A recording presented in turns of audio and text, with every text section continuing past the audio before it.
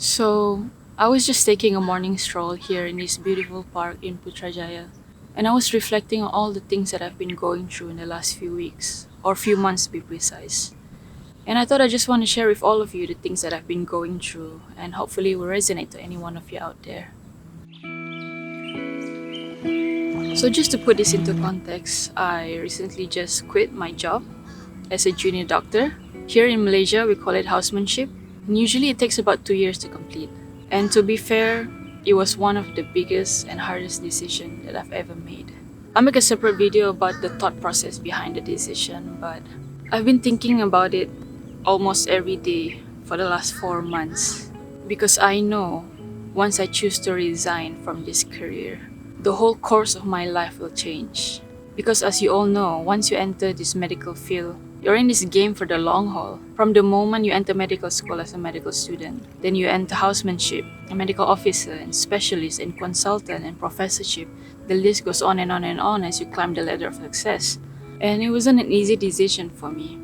But it's funny when I think back how so much can change in just 4 months. In just a span of 4 months, I could feel my life slowly changing and shifting and realigning to the present moment that I'm in right now. That 4 months was also a period of utter confusion and depression. I felt lonely as hell. And I remembered praying to the universe, just asking the universe to just give me a sign. Just tell me what to do, where to go, what is my purpose in life, and just lead me the way. Just show me a sign. And I also started journaling to put my mind into perspective and more clarity to my thoughts. And I just could feel deep inside of me, this job is just slowly sucking the soul out of me. I could feel my creative energy just slowly draining away day by day. And it's funny when I think back how medicine is a study about life, but I just feel so lifeless every day. It's also a study about humanity, but it's ironic because the workload and the long working hours is just inhumane itself. I come home every day just feeling so tired and so exhausted from a whole day of work. I don't even have the energy to catch up with my family and my loved ones, even though we live under the same roof. And you know, when you're so drained, you're so tired, you have low tolerance for things. I started to lose self-control. I became more impatient. I tend to lash out on the people around me, on my friends, on my family, and the people I love. I became more angry and more cold-hearted. And I wasn't proud of that. I was becoming a person that I know I'm not. And I always use the excuse of my job to allow me to do that. And I expect those around me to understand. And for a while they did. They did understand. But as time goes by, they're humans too, you know. They have their own limited self-patience. And the things that I value, you know, the people that I value, my family, the relationship just started breaking apart. And I wasn't happy about it. After some weeks and months of deep inner reflection and inner work, I realized that clinical work is just not for me. I cannot imagine myself just going to work every day, literally dragging my feet, and having to do it for the rest of my life, doing a job that I don't love. I'm not saying that being a doctor is a bad choice. For some people, it's what they love to do, it's what they're passionate about. And if that's what you want, and if that's what you're passionate about, then go for it. I support you 100%. But my point is, just because you're in this medical field, just because you're in medical school, now you're expected to do this for the rest of your life, even though you don't enjoy it. Just based on a decision that you've made when you're 17 years old to become a doctor. At an age where you haven't experienced life yet, you don't even know yourself, you don't even understand yourself. And just because you don't want to waste 5 years of study just to go down this career path, you don't even feel fulfillment anymore. I'm just not a big fan of that kind of mindset. It's such a waste of your life to live that way, in my opinion. I remember the year 2020 when I started building an e-commerce business with my brother. And that year was hands down one of the best years of my life.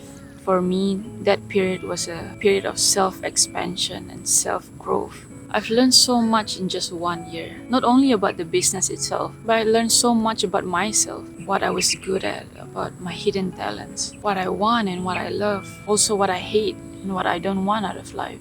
And I just could feel myself breaking out of my shell into the person that I was meant to be. And that process of learning and growing and understanding yourself is a very uncomfortable process. It's full of discomfort. But that's the thing, that's the thing about self-growth and self-learning and self-expansion. It is uncomfortable. It is an uncomfortable journey. And I think that's why a lot of people refuse to do that. We tend to cling on to the things that we know about, to the things that we can predict. We become so attached to our security and to our stability that we refuse to just explore the unknown, even though you know that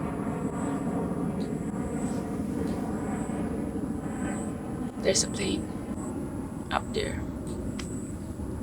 But as I grow older, I realized that some of the best things in life, the abundance and the hidden blessings, most of them happen when we finally decide to dive deep and take the leap of faith. Because on the other side of that is where the magic happens.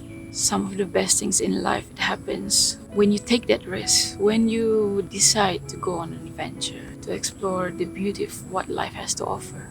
Little did I know what would come next. On the 15th of November 2021, I finally decided to resign from my job as a houseman.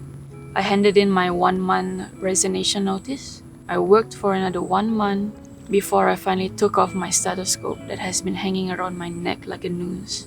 I walked out the door and left the hospital for good. Me resigning was a symbol of me taking back my power. I see it as a symbol of me reclaiming back my life, of making decisions for myself and not letting anyone else do it for me, following my truth and going towards the path that I feel deep down speaks true to me. The thing is, we live in a life that has been set by society. As we grow up, we tend to conform to our upbringing, to our family's expectations, societal standards, our traditional values, cultural conventions and beliefs. You are born on this earth, you go to school to study, then you work, you get married, you work some more, and then you retire and you die. But apparently that's not for everyone. Not everyone wants that kind of life. Some people, they don't want to get married. Some people, they don't want to retire because they just love the job that they're doing. They just want to work doing what they love, and there's no right or wrong to it. It's just such a shame that we live in a culture that doesn't support independent thinking, especially in an Asian setting where we are expected to go down this path that has been set by our family members or by society. When you're different, when you choose to go against the tide, it's not something that is encouraged. You are expected to live a life that is not true to yourself. In a way, you are betraying yourself, You're lying to yourself by allowing yourself to be conformed by those around you. Just a waste of life and creativity and talent and skills that you have. And I think as we get older, we start to outgrow things. We outgrow our job. We outgrow our relationships. We outgrow our home. We outgrow our childhood dreams.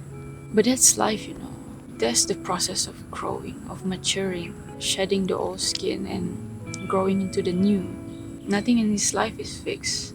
Almost everything in life is not permanent, including life itself. And when you think some things in life are not going the way that you want, when you're living a life that is not true to you anymore, it's only fitting that you change and pivot. And sometimes you need to quit. Some people say that strong people don't quit. But to me, personally, I think it takes a stronger person to know when to quit. Because we tend to cling on to what we know and what we can predict. But some of the best things in life, as I said, it happens in the unknown, in the unpredictability. That's where the magic lies. And it's up to you whether you want to take the leap of faith and take that risk. And sometimes you don't have to have it all figured out. I think one of the reasons why people are afraid to change is because they haven't have it all figured out yet. And that's okay, You don't have to figure out what the next 5 or 10 years in your life is supposed to be. You don't have to plan it all out. For me, what's important is you know which direction you're supposed to be headed. If you feel like the path that you're in right now doesn't speak true to you anymore, then as long as you know which direction you're supposed to be headed, then that's good enough. All you need to do is just to take that one step forward, take that one leap of faith, and just move towards that direction every single day, persistently, with 100% confidence, and never giving up, despite what other people may think of you, despite what other people may say. As long as deep down inside you know that it's true, then you're headed in the right direction. I think one of the problems is we tend to become so attached to our job. We see our job or our career as our identity. So once we quit our job or once we lose that job, we feel like we lose our identity as well. It's like we lose a part of ourselves.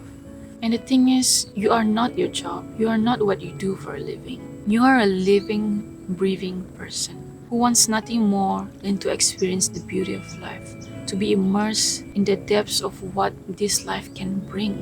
There's so much more out in the world if only you choose to explore and to go beyond. I always knew deep down inside of me, I have so much potential, I have so much skills, but this job doesn't encourage that. Every day when I go to work, I feel parts of me slowly being taken away, my energy, my creativity. And what I want to say is, no matter what you do for a living, you can make good in this world, in whatever you choose to do, as long as it's true to your heart. As long as you do what you love, as long as you're passionate about it, and as long as you're living your truth. Because ultimately, you don't have to be a doctor to do good. So I'd like to end this video with a quote by Robert Frost. "Two roads diverged in the wood, and I took the one less traveled by, and that has made all the difference."